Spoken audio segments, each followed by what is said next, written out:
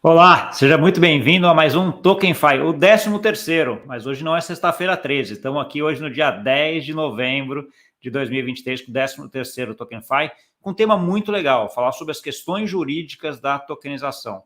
Discutir, eu já separei alguns pontos aqui para a gente elencar e ver, mas a ideia é uma live, então assim, vem participar junto e vem aqui discutir com a gente sobre isso. Então, tendo pergunta, dúvida, comentário, qualquer coisa, fica à vontade para colocar aqui no chat que eu vou trazendo isso aí para dentro da nossa discussão aqui. Coisa interativa para a gente fazer todo mundo junto. Lembrando que eu mudei a estratégia de gotas aqui da Fintrender e agora toda a live tem gota NFT na Fintrender, que é igual a quantidade de likes. Então já vai colocando o dedo no like aí para que no final a gente tenha gotas para todo mundo, tá bom? Sem mais enrolação, vamos embora então para o 13º TokenFi.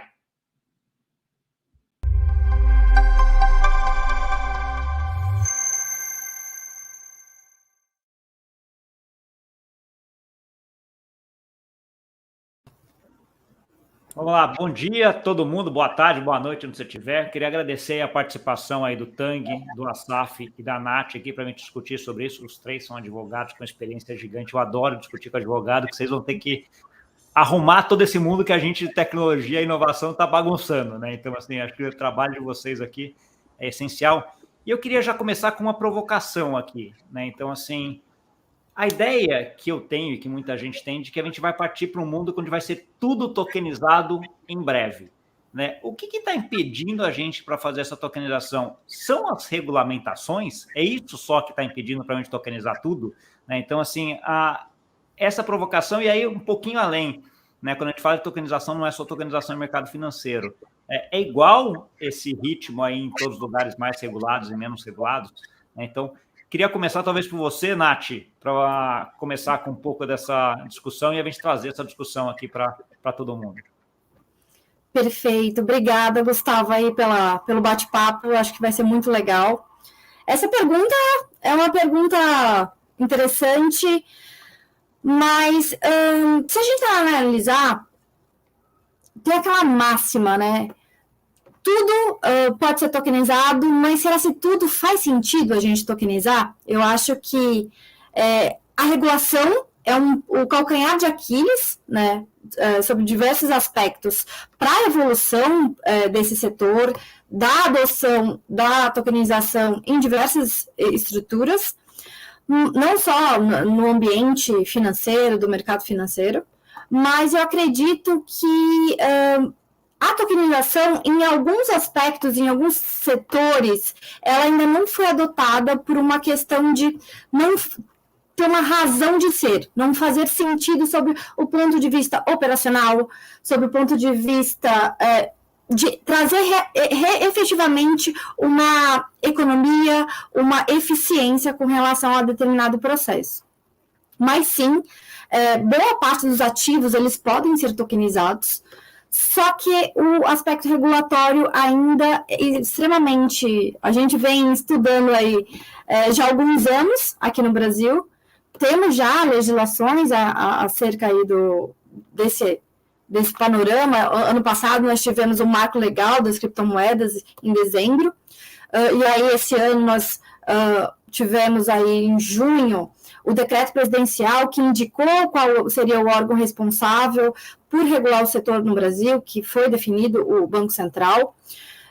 Também no ano passado nós tivemos pela CVM, já tratando um pouco mais sobre tokenização quando se trata de valor mobiliário, nós tivemos um documento da CVM, a autarquia liberou o parecer de orientação número 40 em outubro, e esse ano ela também editou mais 2 documentos tratando sobre tokenização, que foi o ofício número 4 e o ofício número 6.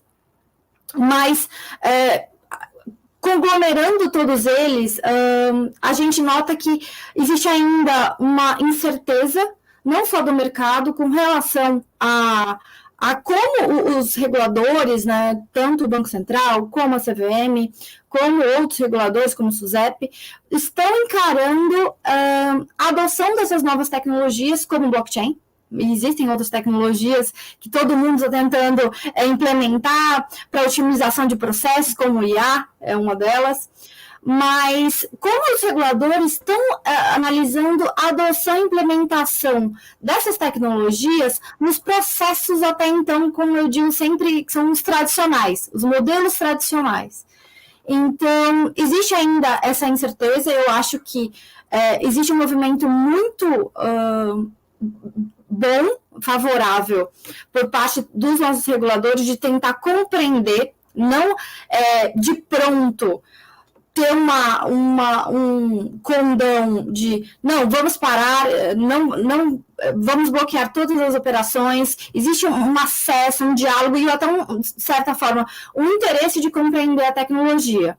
Aí até eu sempre menciono, o próprio Drex é um exemplo em que o próprio Banco Central tenta estudar, está estudando, está tentando viabilizar a adoção da blockchain na infraestrutura financeira. Então, existe esse movimento dos reguladores de tentar absorver essa infraestrutura e tentar compreender. Eu acho que, nesse momento, todos os reguladores estão tentando entender para estudar junto com o mercado o quanto isso é factível e o quanto isso é benéfico para todos no mercado mesmo. Tá bom. Então, eu vou deixar o Assaf para o final, que eu vou fazer uma provocação maior para ele. Mas, Tang, você concorda com a Nath? É um pouco isso. Você estava vendo os reguladores tentando entender, etc. E vou voltar a pergunta para você. Você acha que a gente vai tokenizar tudo para frente também? Primeiro, bom dia, Gustavo, Nath, Assaf. Prazer estar aqui. Sim, eu acho que no futuro a tendência sim é que tudo seja tokenizado e não necessariamente a gente saiba que está tokenizado ou não. Então, de fato, a gente vai começar a se utilizar da tecnologia DLT, enfim. Sobre a regulamentação, seu principal gargalo, eu acho que tem duas coisas, assim, acho que sim, mas mais ou menos. Então, vamos lá. Acho que diferente de valor imobiliário, que, assim, eu não posso fazer essa emissão desse token, por uma questão regulatória de fato, né? Existem alguns tokens que eles podem ser emitidos, só que a aplicabilidade de fato deles, por mais que eles não sejam regulados, ele não tem, eu não consigo aplicar. Então, sei lá, o governo agora está estudando, está fazendo um documento de identidade único, né? E está se utilizando de DLT, etc.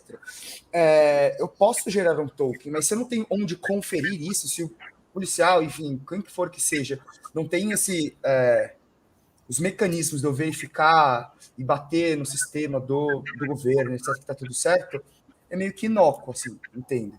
Então, eu entendo que o setor financeiro, que é um setor bastante regulado, eu acho que ele vai ser um caminho para acabar construindo pontes, pulverizar essas, como posso dizer, instituições ou formas de ligar Web3 com o tradicional. Assim, vai acabar criando muitas pontes. Sim. Não, e aí, chegando em você agora, Assaf, assim, a visão de que você tem o mercado financeiro ser um dos mercados mais regulados em qualquer jurisdição que a gente está falando, acaba talvez segurando um pouco a inovação, né? Eu sei que você tem uma experiência em algumas outras áreas, de alguns outros segmentos. Como é que você está vendo essa parte de, ao mesmo tempo em que no setor financeiro a gente vai para a tokenização, primeiro ver se você concorda, né? Que a gente vai para a tokenização de tudo e o setor financeiro vai também, né? E segundo, essa regulamentação dele, muito coisa, é o que trava mais ele, e você vê outros setores andando mais em relação à tokenização por conta disso? Eu acho que é o meio do caminho, né? Contribuindo aí com as colocações da Nath e do Tang.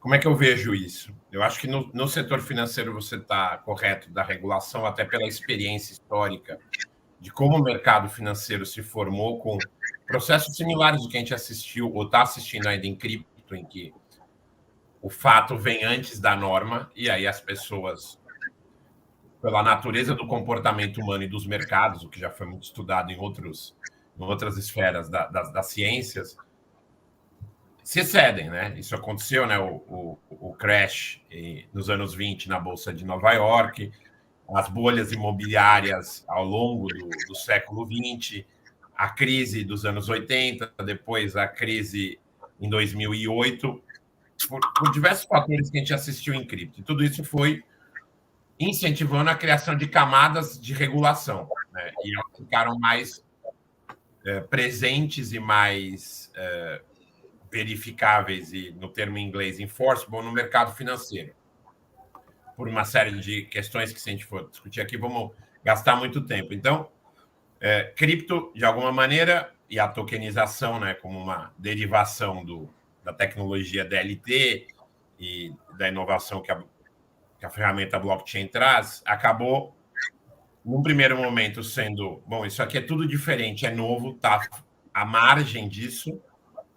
E aí, num dado momento, para que o crescimento e a adoção fosse massiva e integrada, você fala assim, não, mas eu preciso do mercado tradicional. Como é que a gente estabelece a ponte? Aí você olha e fala, não, mas tem um universo regulatório. E quem comanda esse universo regulatório vai apresentar um mecanismo de defesa. Vai falar, não, peraí. Bom, mas olha tudo que foi feito em cripto. Pera, não, agora vamos tentar adequar ao nosso paradigma. Então, eu acho que existe esse momento do conflito para entender o que é essa tecnologia dentro de uma base regulatória criada a partir desses sucessivos eventos. Eu vejo assim no mercado financeiro.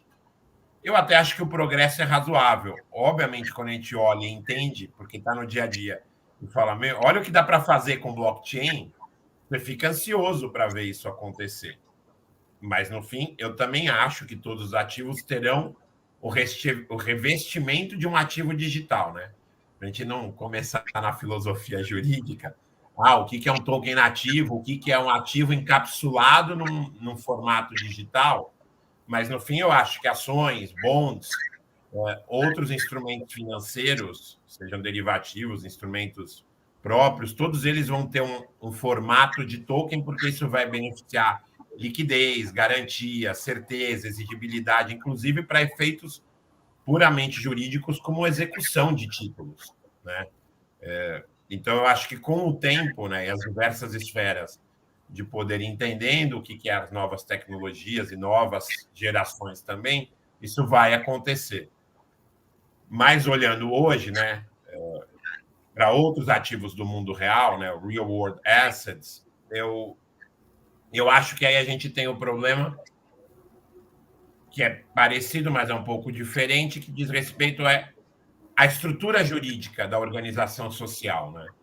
Então, você tem algumas limitações. Bom, uma discussão sempre comum. Vamos tokenizar ativos imobiliários, né? Terão uma grande função, porque eles são, por natureza, ilíquidos, e com a tokenização, em função da possibilidade de mais mercados e divisibilidade, eles teriam maior liquidez, ou poderiam ter maior liquidez, especialmente em termos de garantia e outras ferramentas. Por que ainda não aconteceu de verdade, né? Você tem diversos experimentos interessantes, mas ainda não aconteceu de forma massiva. Porque a base jurídica da sociedade não está pronta, né? Como você reconhece a titularidade do imóvel? Claro, países diferentes têm regras diferentes, mas vamos falar do Brasil, que é mais fácil para a gente entender. Precisa estar no cartório, né? Se o cartório não reconhece a existência da propriedade digital, qualquer experiência de tokenização é uma experiência ainda indireta, né? Então, eu acho que é um pouco isso que eu vejo. Mas eu acho que a gente está no progresso, tanto na esfera financeira quanto na esfera dos ativos do mundo real. E como a AI, né, que a Nath mencionou, eu acho que assim, o jump vem sendo construído. Em alguma hora ele se cristaliza. Porque AI era um assunto antigo, mas todo mundo falava, é coisa de cientista, é coisa de filme de ficção científica. Aí, de repente, vem o OpenAI, o ChatGPT, e todo mundo descobre que dá para usar no dia a dia e usa para trabalhar. Eu acho que tokenização vai acontecer um pouco nessa linha, né? Ele está sendo cozinhado a fogo lento em diferentes panelas. Eu vou pegar esse teu paralelo, esses dois exemplos que você deu, Assaf, juntar aqui numa sopa para a gente incrementar um pouco mais a discussão. Que é O exemplo imobiliário, você deixou claro, de certa forma, que o que restringe a gente fazer isso é a legislação, é a regulamentação. Você atualizar a regulamentação, deve vir em algum momento, mas que não dá para fazer ainda, né? Porque se o cartório não reconhecer, etc. Esse é o primeiro. E o outro exemplo que você entrou na parte de AI é um negócio que é menos regulado, né? Ele entrou ali num negócio que, cara, você usa da forma como você quer, etc., que é uma linha mais nebulosa, né? Então, assim, em relação à regulamentação e tudo, né? Então, assim, o que me leva a crer que, cara, setores ou áreas onde a regulamentação é menor, você tem muito mais inovação e anda muito mais rápido. É verdade isso? E vale para tokenização. E voltando à pergunta da tokenização, é a regulamentação um grande empecilho hoje para a gente ir acelerar a tokenização? Não sei quem quer pegar. Vai lá, Nath. Quer falar, Nath? Assim, fazendo um paralelo, né, traçando um paralelo, a internet, ela só evoluiu o que ela evoluiu à época, porque não houve uma barreira regulatória. Então, será se a gente regulando extremamente, estabelecendo muitos parâmetros, regras, a gente não engessaria o mercado a ponto de inviabilizar a evolução? Ou não evoluiria aqui no Brasil, mas ela continuaria evoluindo em outras jurisdições em que a legislação fosse favorável para tal, e aí o Brasil ficaria um pouco atrás com relação a essa maturação do mercado de tokenização, é um ponto. E eu gostei muito desse exemplo do Ricardo, que ele trouxe, porque ele casa bem também com o que o Edu trouxe, que é a questão da tokenização imobiliária. O Edu colocou que para a gente ter esse ambiente em que tudo é tokenizado, é preciso que as infraestruturas estejam suportem essa tecnologia. Então, quando a gente vai falar também de tokenização imobiliária, o que acontece? Hoje não é nem sob o ponto de vista regulatório, né? Não são os reguladores, mas é o ponto de vista legal. O Código Civil estabelece e exige que seja realizada o registro na matrícula do imóvel para que a transmissão da propriedade se efetive. Então, isso é uma exigência que o Código Civil tem com relação à transmissão da propriedade. Então, para todos os efeitos, se eu tentar, através de um token, representar nesse token a propriedade, por mais que eu transfira minha propriedade para um terceiro, para o Eduardo ou o Ricardo, a propriedade meio que esvazia a ideia de tokenização, porque esse ativo digital, ele não vai conseguir efetivamente transferir a propriedade para quem eu estou repassando ele.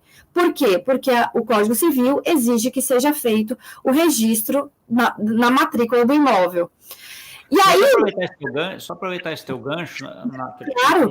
Nath, pegar essa pergunta aqui do Rasmus, que ele pergunta aqui, o setor de imóveis é conservador, é preciso determinação expressa em lei para que seja possível a tokenização de imóveis aceita pelos cartórios? É a pergunta dele.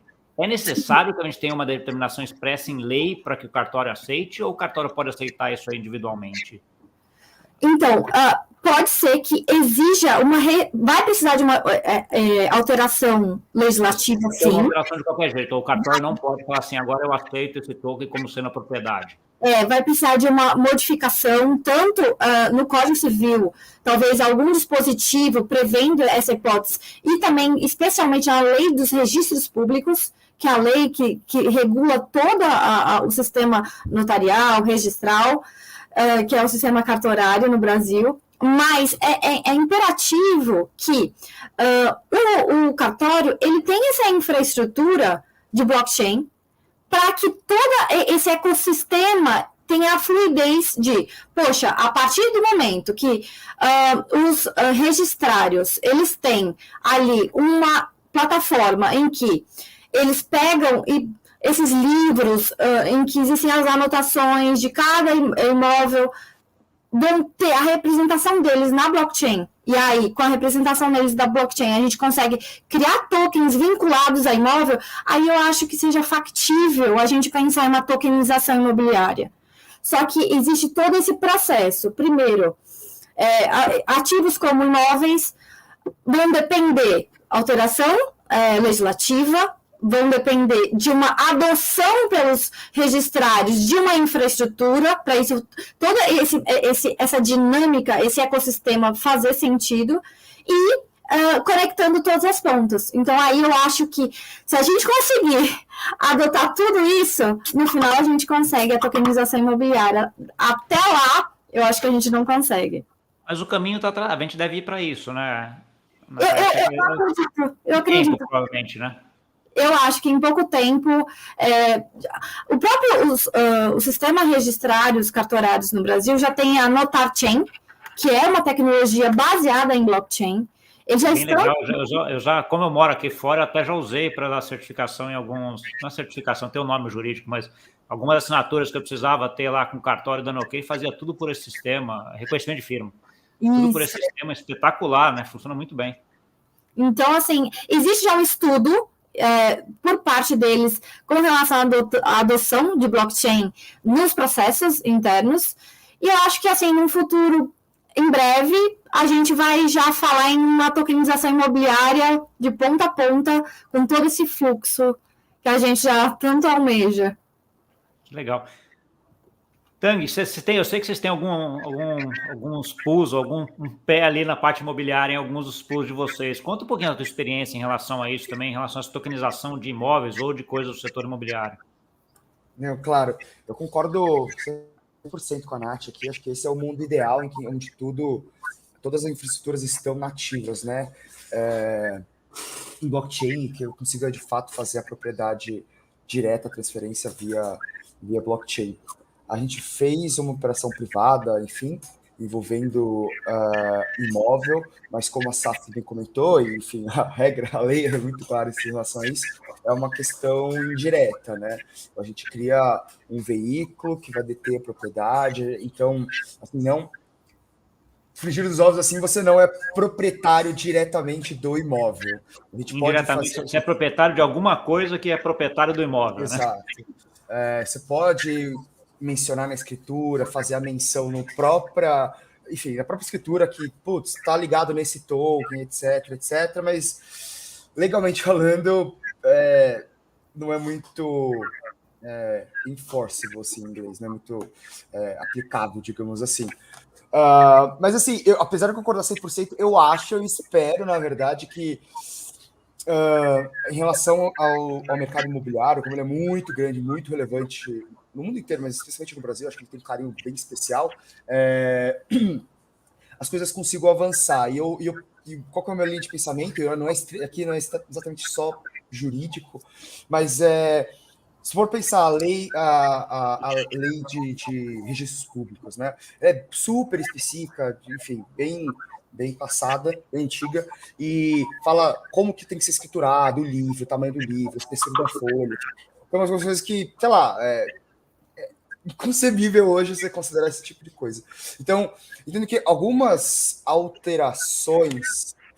porque no nível, só para fazer uma adendo, no nível informacional, a gente consegue, obviamente, transferir tudo para blockchain. A questão é que existem, de fato, na lei, algumas regras que a gente precisa observar. Então,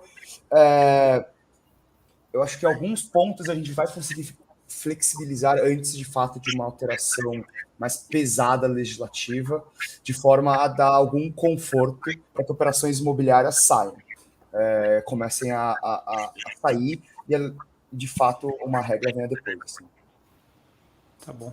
Vou perguntar, a Isnayane fez uma pergunta, aquelas perguntas que eu falo lá de helicóptero, né? Ela subiu lá em cima e mandou uma pergunta, né? Ela tem uma dúvida em relação a smart contracts. Por serem contratos de uma forma diferente do convencional, pois são escritos na linguagem Solidity, existirá uma regulamentação para ele? É preciso ter uma regulamentação para smart contract específica ou simplesmente o smart contract vai ser a representação do que a gente já tem hoje? Como é que vocês veem essa discussão da coisa? Eu vou dar minha opinião de leigo e aí depois vocês falam um pouco da coisa. Para mim, eu vejo o smart contract como sendo uma forma... Acontece isso se aquilo acontecer, uma coisa meio condicional, ele vai condicionando e vai fazendo a cadeia de resoluções em relação a isso. Então, nesse sentido, eles são regras de negócio, né, que vão entrando e vão baixando, e aí deveriam estar dentro das regras que a gente tem hoje. Você não precisaria de uma regra específica para o smart contract. Como é que vocês veem isso? particularmente, obrigada, Snaiane, pela pergunta. Eu entendo que muito provavelmente não vai existir uma regulação dedicada para regular, trazer regras específicas para smart contracts, para determinados acordos celebrados entre partes através de smart contracts na blockchain.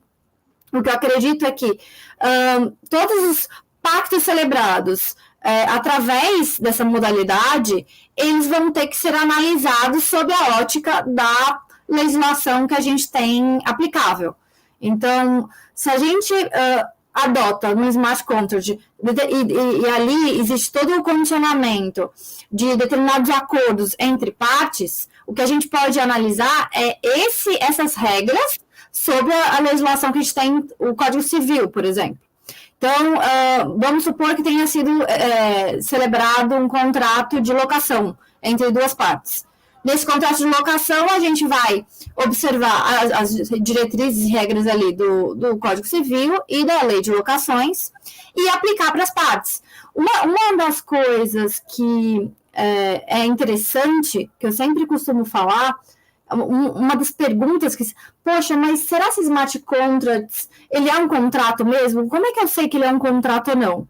Então, no direito, como a gente está aqui com mais 2 colegas, a gente tem a escada pontiana, que Pontes de Miranda estabeleceu em 3 níveis ali os planos da existência, da validade e da eficácia dos contratos. Então, você analisa se determinado instrumento ele é considerado como um contrato ou não, aplicando a escada pontiana. Então, você analisa se ali existem partes, se existe um objeto, se a forma corresponde à previsão legal. Então, você analisa conforme os degraus da escada pontiana são preenchidos, os requisitos, você analisa se esse contrato ele é válido, ele é eficaz, ele existe sob o aspecto e a visão jurídica. Então, basicamente, é isso. Acredito que não vai existir uma norma dedicada a regular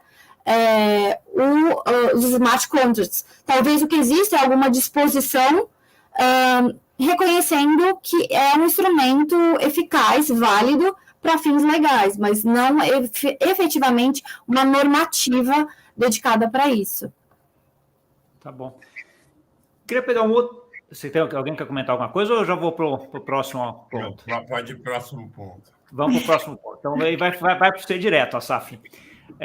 Depois que a Nath falou de Pontes de Miranda, quase que a bicicleta caiu.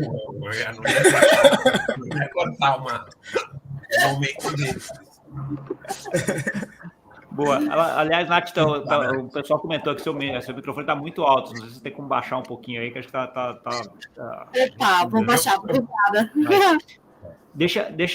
Qual que é o próximo? O próximo ponto que eu tinha é o seguinte: quando eu vejo tokenização dos projetos que eu tenho olhado, sempre tem 2 grandes ângulos aqui. Um ângulo de visibilidade, né, que você acaba dando acesso a mais gente e tudo, ou um ângulo de melhoria operacional, né, ficar mais eficiente, mais barato, mais coisa. São esses os 2 ângulos que todo mundo que está olhando a tokenização dos projetos que eu tenho visto estão olhando, Assaf, ou tem outros ângulos que o pessoal está analisando? Eu acho que a divisibilidade, né, é um elemento bastante importante, especialmente quando a gente fala de ativos do mundo real, né? Por exemplo, você mencionou algumas áreas que eu já atuei. Acho que, por exemplo, você tem dificuldade, por exemplo, de investimentos de pessoa física, por exemplo, no setor de energia elétrica. Claro, você pode adquirir ações em bolsa de empresas do segmento de energia. Mas, claro, quando você adquire uma empresa, você está adquirindo a gestão, o risco financeiro, uma série de outras questões que não é só, por exemplo, estar posicionado na compra e venda de energia. Uma das dificuldades é energia movimenta valores muito expressivos. Então, é um setor que é difícil você dar acesso ao chamado varejo. São operações que estariam no campo do atacado. Então, como é que você traz um investidor de pequeno porte para isso? Claro, a gente até viu no Brasil, né? Existem algumas iniciativas de token no mercado Bitcoin, acho que até na Foxbit, né, Nath? De ativos vinculados a contratos de energia, e aí tokenização com o formato da divisibilidade infinita dos tokens, né, é um elemento muito positivo.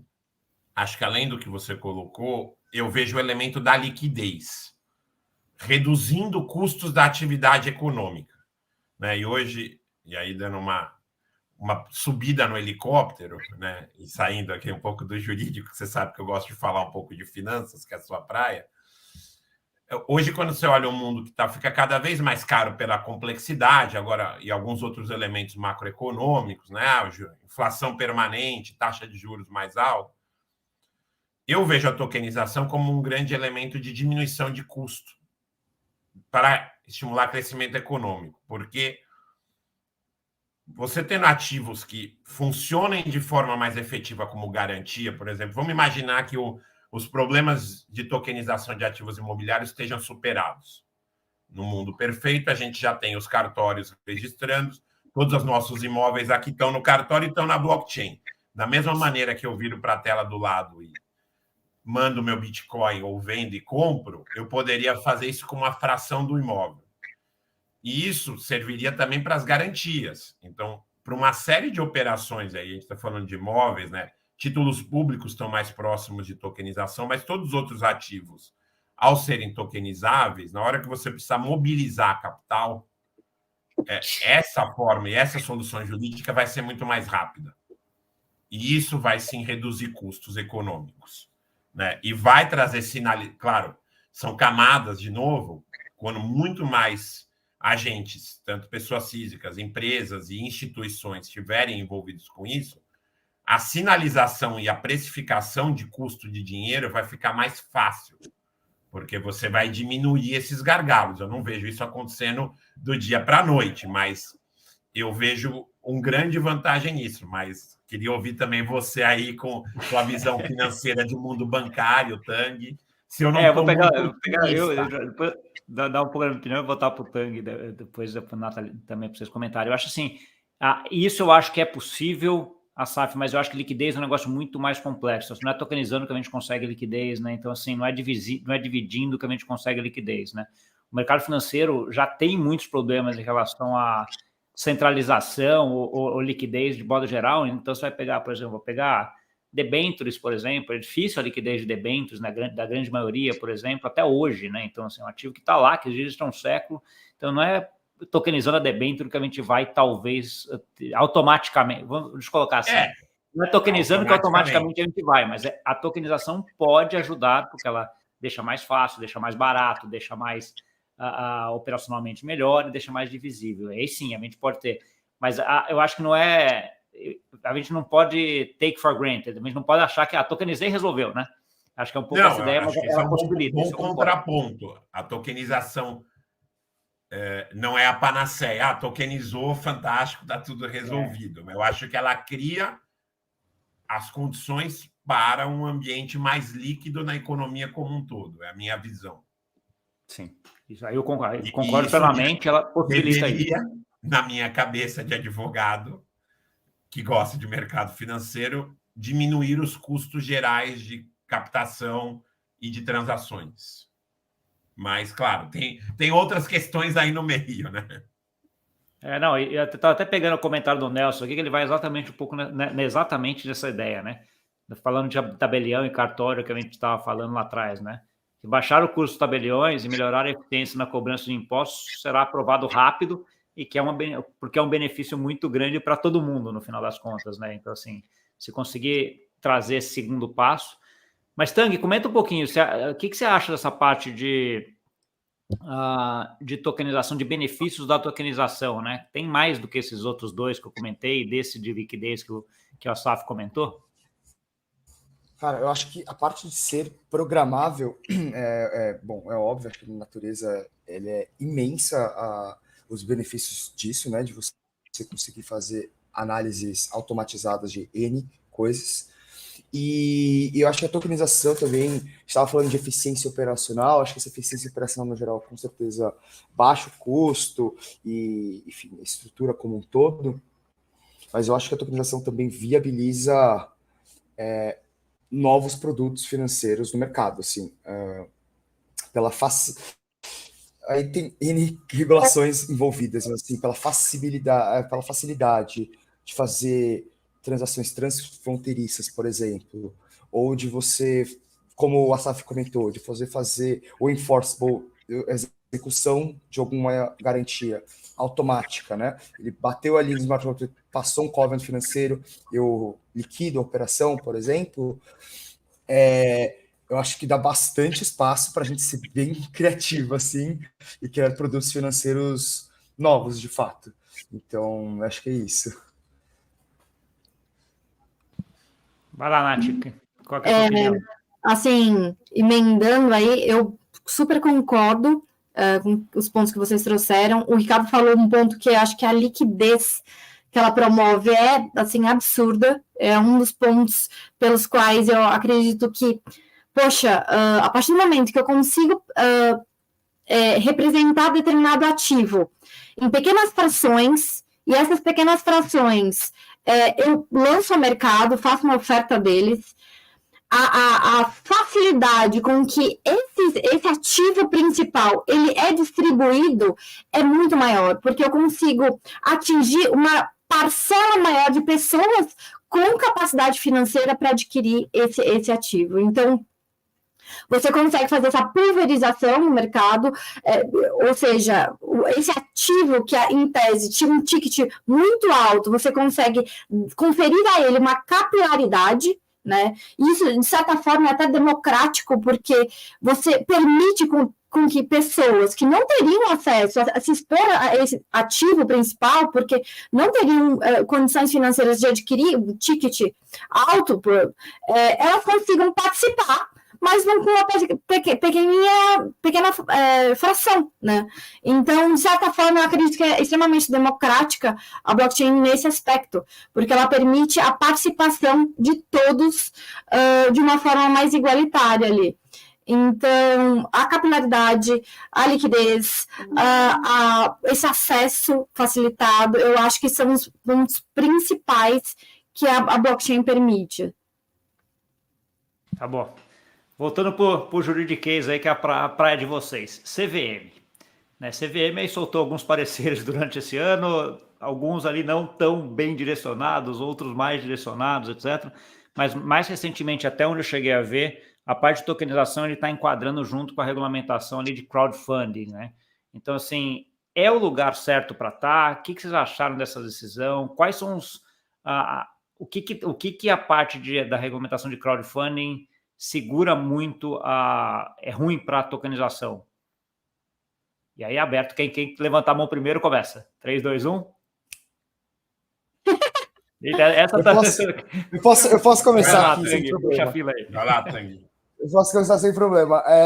Então, a gente foi autorizado, a gente tem uma plataforma de investimento aqui na Anfai, e eu não diria que a solução da CVM é ideal, assim, é perfeita, mas diria que foi a solução mais célere que ela conseguiu dar no momento em que ela precisava dar algum tipo de norte, solução para os casos que estavam acontecendo na prática no mercado.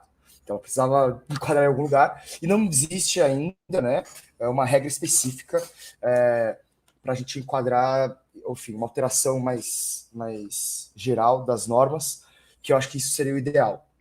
Então, resumindo, eu acho que crowdfunding, eu acho que não é que deveria estar lá, a regra de crowdfunding não foi feita para isso, né?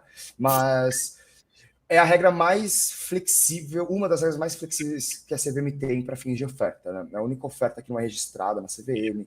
Então, tem algumas flexibilidades que são muito boas. Por outro lado, existem algumas limitações. Então, pensando muito em ação, acho que foi por isso que eles criaram, né? Enfim, aqui, mas de valor, com vista a proteger o investidor de varejo aqui também. Tem algumas limitações de negociação, que é isso que afeta bastante, então você tem que se restringir aqui a sua própria plataforma. O mercado secundário tem que ser na própria plataforma. Então, existem algumas preocupações que são legítimas, quer dizer, que são legítimas pensando no crowdfunding mais original, assim, mas vamos pensar um caso aqui. Eu pego um institucional, um investidor qualificado, compra via crowdfunding, e eu posso registrar o ativo, né? Eu posso registrar o ativo numa depositária central, por exemplo. Eu não sei por que existe essa vedação de eu ter que negociar na minha própria plataforma, sabe? Não deveria existir, porque no mercado tradicional, se eu compro uma debênture, ele está aí depositada, eu consigo, via C21, via depositária central, negociar ela. Então, acaba gerando alguns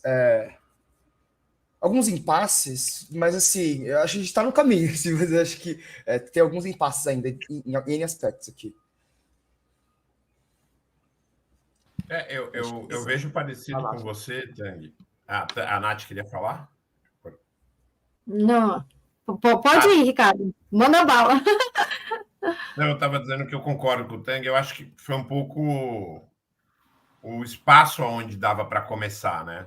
Dada a dinâmica do mercado, estava em revisão as instruções sobre fundos, inclusive também de emissões, né? Seja de dívida ou de equity. Então, e esse espaço do crowdfunding teve um crescimento, e aí uma das questões que existiam legal, eu entro lá numa rodada preliminar e depois eu fico lá carregando o ativo, né? Até um dia que tem uma saída que nunca é clara. O que num ambiente menos líquido como o mercado brasileiro de venture capital limitava as captações, né? Então, muitas empresas tinham dificuldade de fazer essas rodadas preliminares porque as pessoas falavam, legal, gostei do projeto, mas quanto tempo para a saída? E não sei, né? Tem que ver o mercado, se o projeto vai decolar, se alguém vai querer te comprar. E de novo, a gente volta para esse problema, né?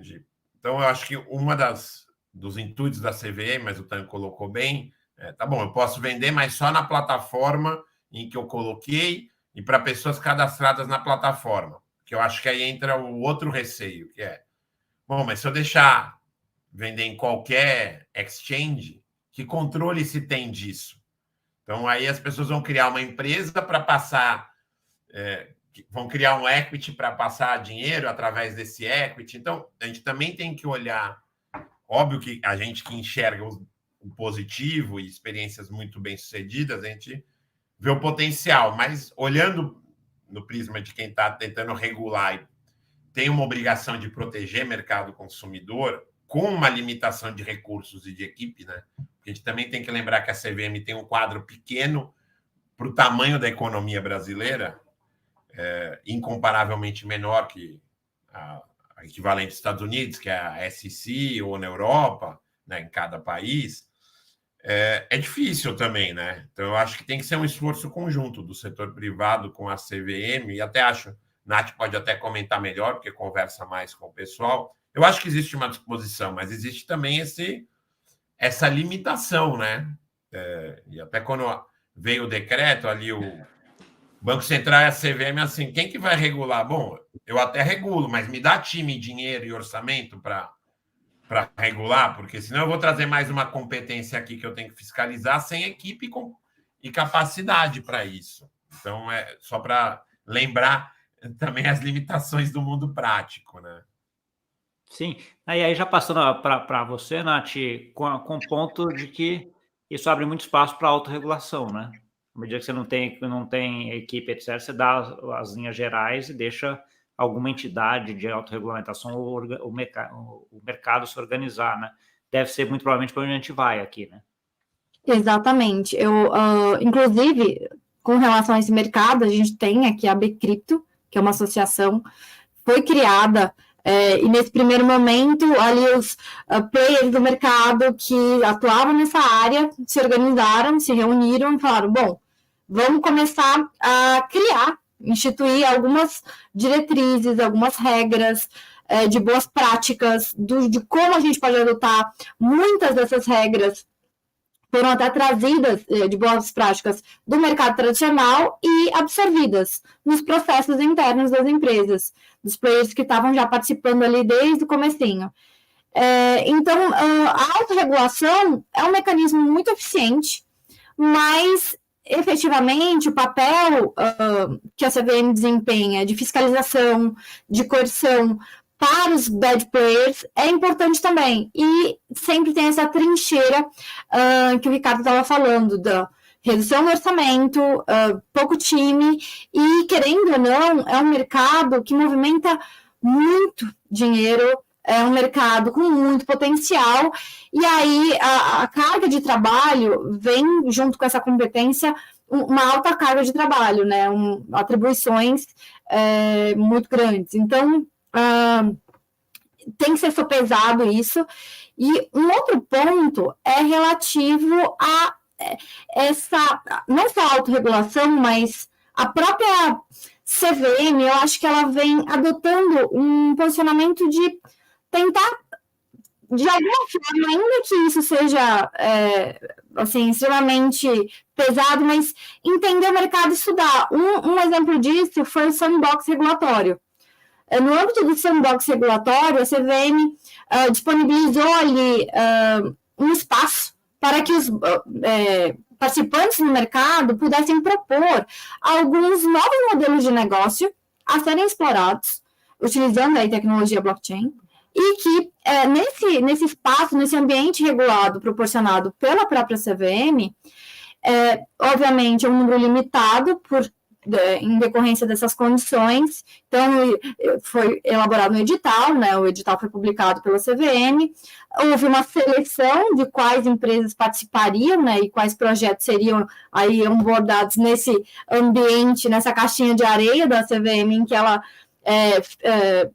fica fiscalizando ali diretamente quem está explorando esses novos modelos de negócio, mas já é um mecanismo em que a CVM, poxa, eu quero tentar entender, uma operação até ganha-ganha, a CVM ganha porque ela entende, mas como são os processos internos, o mecanismo, a tecnologia funciona, e os players do mercado que são selecionados, eles ganham também, porque eles estão ali em contato direto com o regulador, atuando sob a proteção, né, regulatória, estão extremamente protegidos, e eles vão dirimindo dúvidas com relação a como tornar a nossa tecnologia, os nossos processos, envolvendo tokens, por exemplo, conforme, né, em conformidade com as regras, instruções normativas e todo o arcabouço da própria CVM. Então, é uma relação, é uma simbiose ali, é uma relação ganha-ganha. Acho bem interessante. Entendi. E como tem que ser, de certa forma, né? Que assim, que aí o mercado vai, o regulador não pode ser aquela, a minha visão, pelo menos, aquela coisa impositiva de tem que fazer assim, né? Porque às vezes não é como o mercado, as empresas privadas querem. Então, essa simbiose, essa conversa entre esses dois é super importante aí para que a gente tenha um ambiente que vai inovando e que a gente tenha uma próspera em termos de crescimento, né? Acho que é bem importante isso. Eu tenho um monte de pontos aqui que eu queria citar, não sei se tem alguma pergunta aqui a mais, deixa eu só dar uma olhada. Não, tem só um comentário do Rogério aqui que comenta que cartórios levaram para trocar o papel A9 pela 4, aceitaram e-mail e Pix, fico imaginando aceitar a tokenização de matrículas. Quanto tempo levará? A parte boa é que irá acontecer. Acho que até volta no ponto que é um pouco da conclusão que a gente tem aqui, né? Que é questão de tempo, né? Alguns setores vão demorar mais, outros menos, mas é uma questão de tempo para a gente olhar. Eu queria tocar num outro ponto, que é o ponto agora de Know Your Customer. Know Your Customer, essa parte de privacidade, essa parte de toda essa regulamentação de LGPD que a gente tem. Como é que tokenização conecta com isso? Né? Então, assim, o link é igual ao mercado que a gente tem hoje tradicional de emissão de... E aí, falando especificamente de mercado financeiro, quando você vai emitir lá uma debênture, etc., você tem que ter todas as regras de Know Your Customer, de compliance, etc. Quando a gente vai para a tokenização, é igual? Tem diferença? Que coisa a gente tem que prestar atenção a mais, a menos? Como é que vocês veem isso daqui? Quer puxar Tang? Quer puxar fila, Tang, de novo? Já que você foi o puxador a primeira, agora vai puxar todas. Posso puxar sim, sem problema.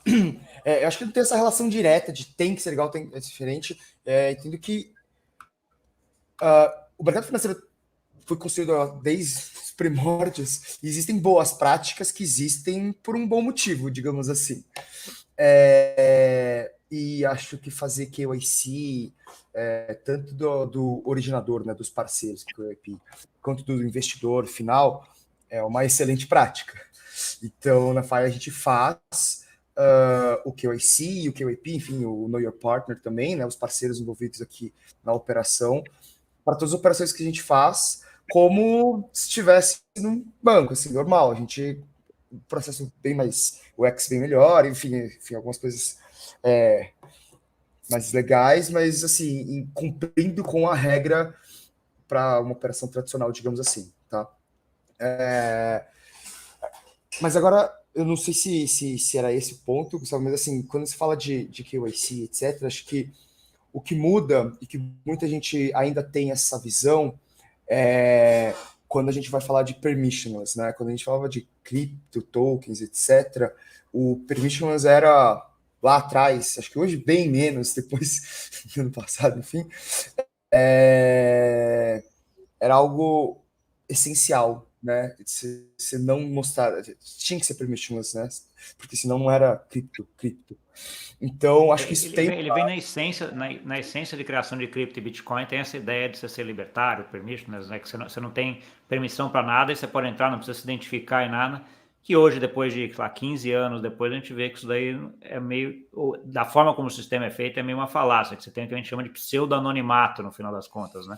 Você tem a ideia de que você é anônimo ali dentro, mas, cara, se alguém quiser te achar, vai te achar, né? Então, vai saber quem é aquele dono daquela chave pública, né? Tem vários exemplos no mundo nos últimos anos em relação a isso, né? Então, assim, mas de qualquer forma, você tem esse ethos aí da parte de cripto de ser não permissionário, não ter know your customer, etc, tal, e tokenização vem um pouco dessa tecnologia, né? A tecnologia de lá que vem para cá e que quer trazer ou traz um pouco desse, né? Então aí a discussão vem, ok, mas eu vou usar essa tecnologia para fazer um negócio onde eu tenha lá no Your Customer, etc, né? Então, assim, mas meu jeito de ver isso aqui, Tang, assim, aqui já está, de certa forma, resolvido que você está usando a tecnologia e aqui esse ambiente é um ambiente onde você tem o Your Customer, né? Então, assim, você não vai fazer num ambiente regulado, etc, sem que você tenha, porque você vai ter várias regras ali que você vai estar fora se fizer, e com um risco enorme aí, em termos de negócio, pessoas, etc. Exato, eu acho que é isso, pegar o melhor, enfim, o melhor dos dois mundos, digamos assim, e cumprir com a experiência histórica, digamos assim. Então, eu acho que é aplicável, vai continuar sendo aplicável, e aí que você falou, acho que anonimato em blockchain é muito, 100%, né? É muito complicado, diria. Sim. Muito provavelmente vocês já devem ter manuseado.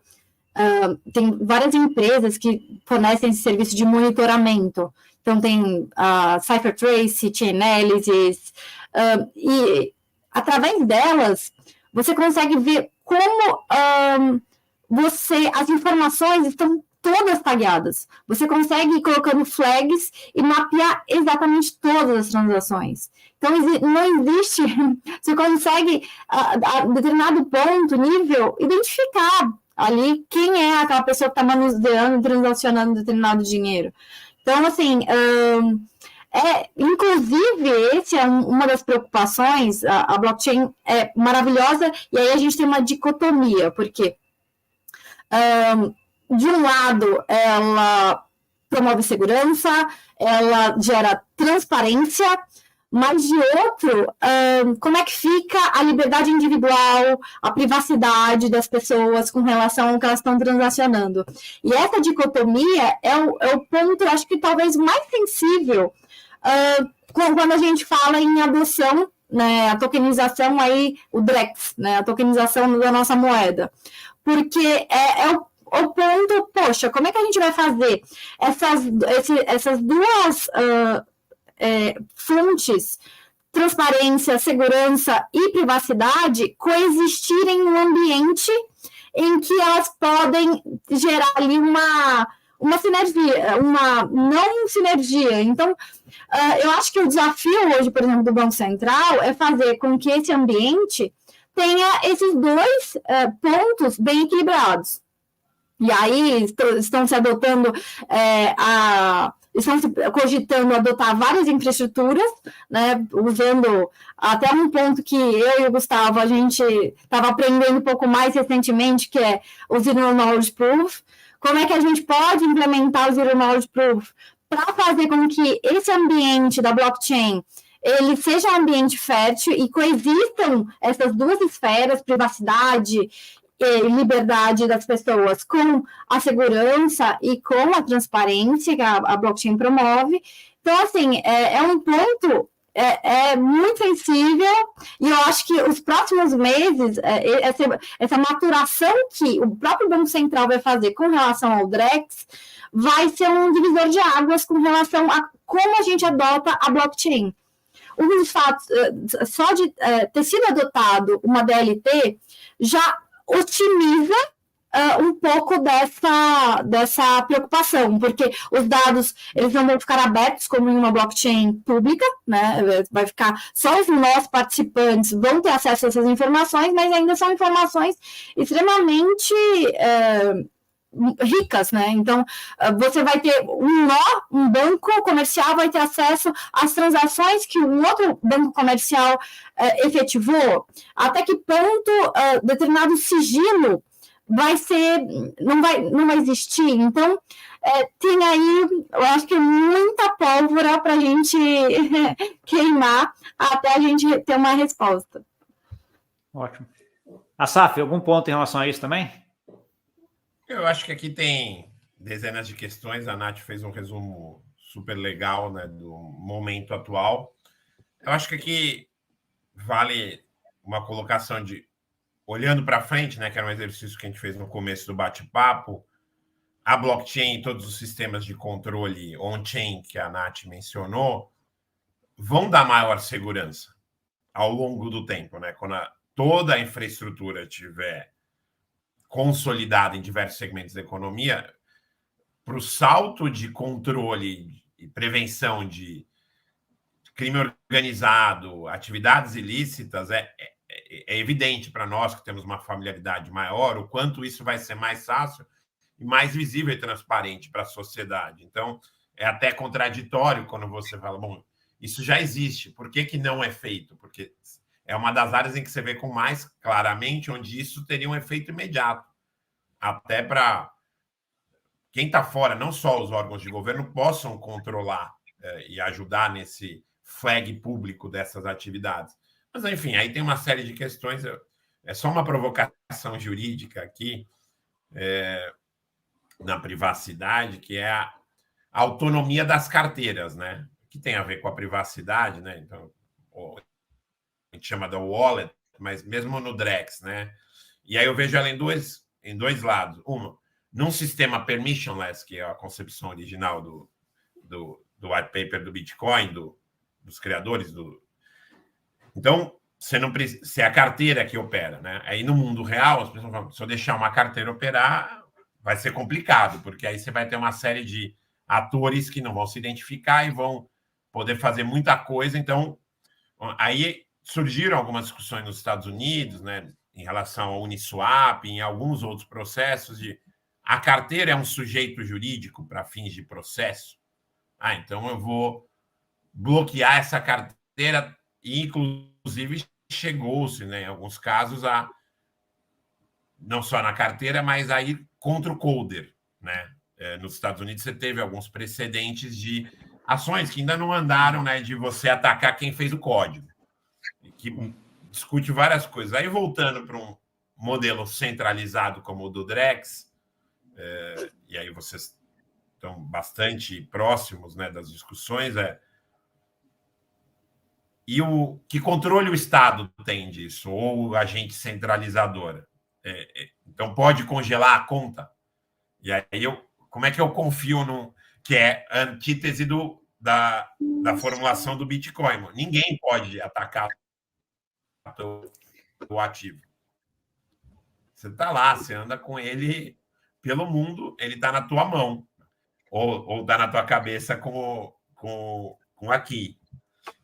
Então, no modelo como o do Drex, né, a gente já viu algumas experiências do Banco da China que ela dá dinheiro para as pessoas gastarem para mas se não gastar o yuan até tal data, ele desaparece da wallet, porque é um mecanismo de incentivar dinheiro, né, a atividade econômica. A programabilidade que o Tang falou. Então, eu acho que aqui tem... Só trouxe temas, não trouxe nenhuma resposta, só trouxe dúvidas e confusões. Mas eu vou terminar com esse monte de dúvida que você tem aí, a gente para aqui, porque já deu aqui, senão a gente vai começar e já vira outro, né? A gente já deixa aí agendado mais para frente para a gente voltar e seguir nessa conversa. Então a gente fica aqui o dia inteiro, porque a gente tem muita coisa para ser discutido, né? Acho que esse episódio aqui deixou claro que tem muita dúvida em relação a isso. Para quem nos acompanhou aí, eu vou deixar um espaço para vocês darem uma mensagenzinha final também, vocês três.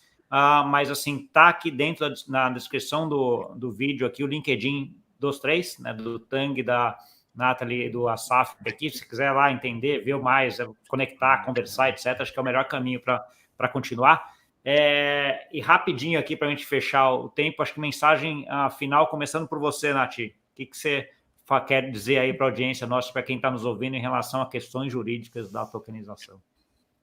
Olha, algo que eu sempre falo, uma das razões pelas quais eu entrei nesse mercado foi porque não existe certeza ainda absolutamente de nada. A gente aprende a cada dia, somos eternos aprendizes aqui, é impossível saber tudo, mas e eu acho que essa dinâmica é o que mais fascina, pelo menos para mim. Então, quem quiser saber mais, eu estou super disposta a colaborar e a trocar também. Eu acho que esse ambiente, o ecossistema Web3, ele é muito de compartilhamento de informações. Então, a gente divide, aprende. Podem se sentir à vontade aí para me contatar nas redes sociais, tanto o LinkedIn como também o Instagram, ADV Nathalie Diniz. E muito obrigada aí pelo espaço, Gustavo. Muito obrigada pela audiência também. Vamos seguir em ordem anti-horário aqui. Asaf. Eu digo mesmo aí da Nath, né?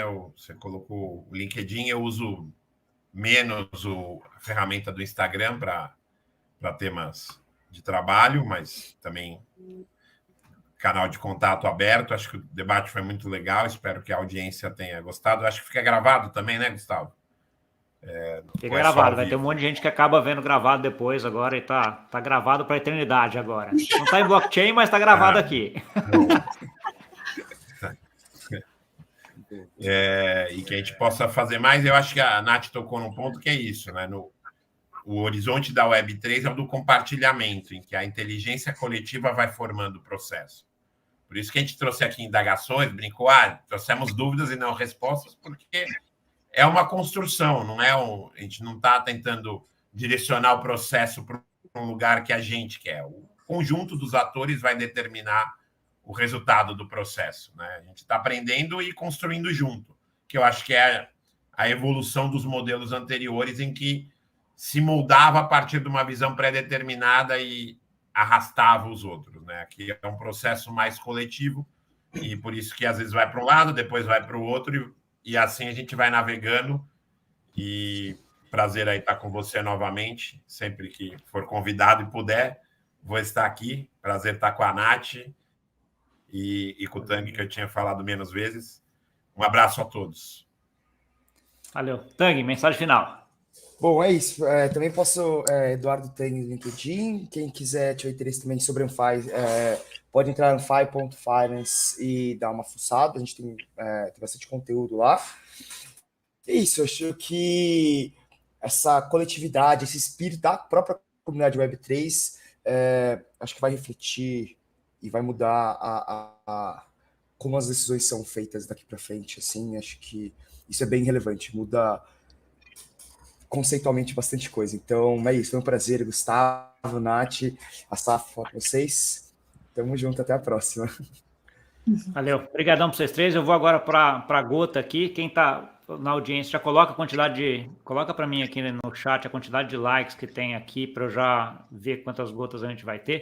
Se vocês quiserem pegar de vocês não pegaram nenhuma ainda, fica à vontade. O NFT que eu faço agora em toda a live da FinTrender, agora tem um NFT exclusivo referente à live, que é igual a quantidade de likes que a gente tem no episódio, né? Então, tem colocando aqui 22, eu já estou terminando aqui, já vou liberar o código para todo mundo, vão ser 22 gotas exclusivas que marcam hoje o 13º TokenFi, que falou sobre questões jurídicas, TokenFi, que falou sobre questões jurídicas de tokenização, discussão bem legal, que eu adorei. E vamos lá, eu vou estar criando aqui o metadado 23, Gustavo, já vi. 24. Já subiu a 24. Quem dá mais? Eita, vai lá. Não deu enter. Vamos lá, 24 e 25. Vou arredondar, alguém bota mais um ali. Aí já estamos com 25. Vamos lá, está criando agora. Já está aqui criando. E o código, eu já vou escrever ele aqui.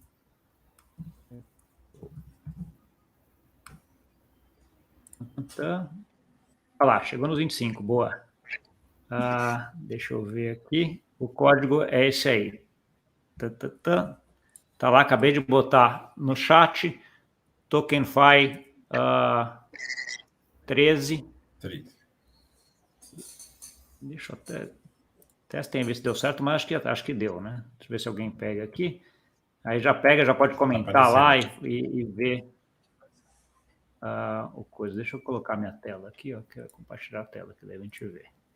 Aí todo mundo já fez. Você conhece? Eu sei que o Ricardo e o Tang já conhecem. Você conhecia já, Nath? Conhecia.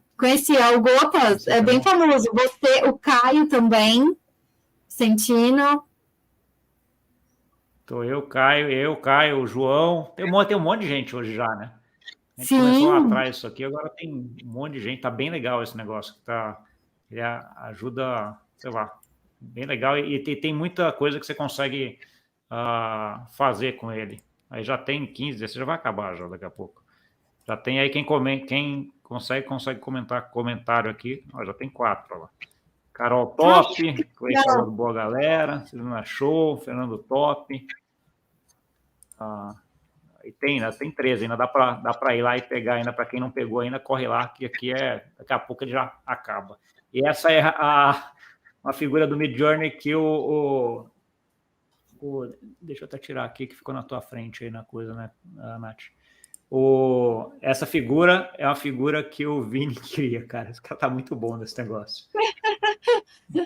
Tá muito boa essa figurinha que ele cria aqui. Não, o cara é mega profissional, né, cara? Tá fazendo umas coisas bem legais.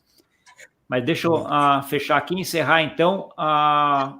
Obrigado de novo, é um prazer, Tang, Asaf e Nath, pela discussão. Obrigado por terem topado vir trazer todo esse conhecimento, toda essa discussão. Acho que foi bem rico aqui, teve bastante coisa bem interessante para a gente falar aqui. E até breve. Valeu, tchau, galera. Tchau. Um abraço. Tchau. Tchau, pessoal.